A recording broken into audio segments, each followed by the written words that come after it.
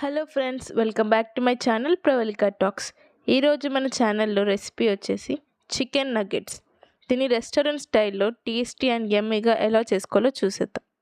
ముందుగా ఒక మిక్సీ జార్లోకి 4-5 బ్రెడ్స్ని తీసుకొని తుంచి వేసుకోండి. ఇలా బ్రెడ్ని పౌడర్ చేసుకున్న తర్వాత ఇందులోకి 1/2 kg చికెన్ని వాష్ చేసి వేసుకోండి. ఇక్కడ నేను బోన్లెస్ చికెన్ని తీసుకున్నాను.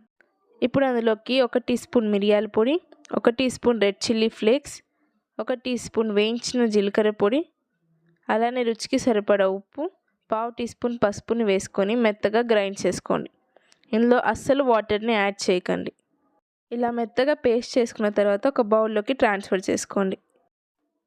ఇప్పుడు చేతికి కొంచెం ఆయిల్ని రాసుకున్న తర్వాత ఒక చిన్న నిమ్మకాయ సైజ్ అంతా పేస్ట్ని తీసుకోండి.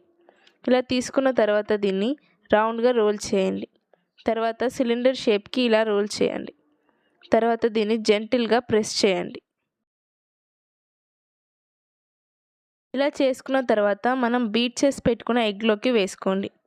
తర్వాత దాన్ని మైదాలో కానీ కార్న్ఫ్లోర్లో కానీ వేసుకొని ఇలా కోట్ చేసుకోండి. ఇలా కోట్ చేసుకోవడం వల్ల నగ్గెట్స్ అనేవి చాలా క్రిస్పీగా ఉంటాయి. ఇప్పుడు మళ్ళీ దీన్ని తిరిగి ఎగ్లోకి వేసుకోండి.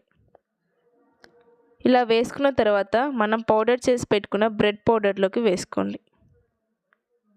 ఇలా వేసుకొని మళ్ళీ తిరిగి మొత్తం కోట్ చేసుకొని పక్కన పెట్టుకోండి. ఇలానే అన్ని నగ్గెట్స్ని కోట్ చేసి పెట్టుకోండి. ఇలా చేయడం వల్ల నగ్గెట్స్ అనేవి చాలా క్రిస్పీగా ఉంటాయి. ఇలా అన్ని నగ్గెట్స్ని కోట్ చేసుకొని ఇలా పక్కకు పెట్టుకోండి. ఇప్పుడు మనం డీప్ ఫ్రై చేయడానికి ఒక ప్యాన్లోకి ఆయిల్ని వేసుకోండి.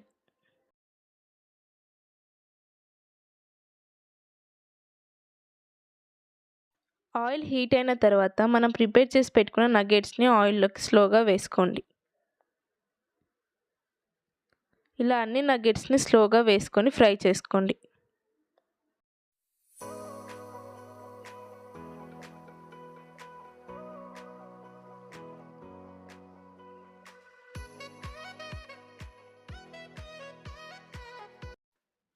మీడియం ఫ్లేమ్లో పెట్టుకొని 2 వైపులా కాల్చుకోండి.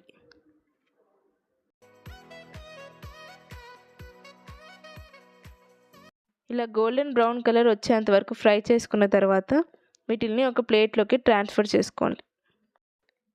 ఇదే విధంగా అన్ని నగ్గెట్స్ని ప్రిపేర్ చేసుకోండి. చూసారు కదా, ఎంతో tasty and crispy chicken nuggets అనేవి రెడీ అయిపోయింది.